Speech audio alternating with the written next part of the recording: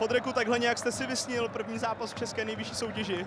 Tak, samozrejme, sny sú na to, aby sa snívali, aj keď samozrejme išli sme sem z pokoru, ale ja si myslím, že zdravo sebavedomí a chceli sme hrať sebavedomý. Výkon potvrdil prvé minúty a to sa nám si myslím darilo a mali sme tam veľa dobrých šancí už prvý polčas.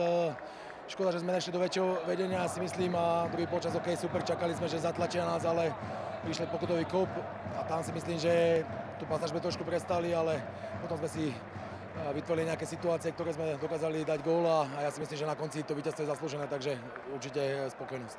Jaký byl ten taktický záměr na Plzeň? Bylo to hodně o dlouhých míčích za obranu, protože těch jsme tam viděli několik, zejména v prvním poločase.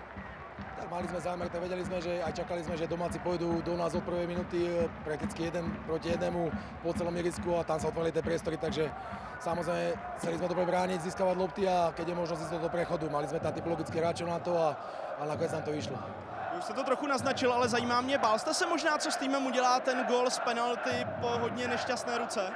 Tak by sme čakali, že ten tlak príde a čokoľvek sa môže stať, ale chalani ukázali perfektnú vnútornú silu a odmakali to, odjazdili a boli odmenení, takže od prvého do posledného hráča dneska nebol slabý výkon na ihrisko a to víťazstvo patrí chalanom, ale potešíme sa dneska a už ideme ďalej a čakáme, už sa ideme chystať na ďalší zápas.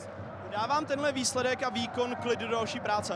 Tak samozrejme, futbal sa hrá samozrejme na výsledky a 3 body z Plzne, nie je to každý deň na večer, že si ho veľmi vážime ten výsledok a aj z hľadiska náš, že prvý zápas, takže určite nám to pomôže, ale hovorím, stále ostávame nohami na zemi a ozaj teraz sa pripravujeme znova na Teplice, ktoré bude samozrejme ťažký zápas tiež.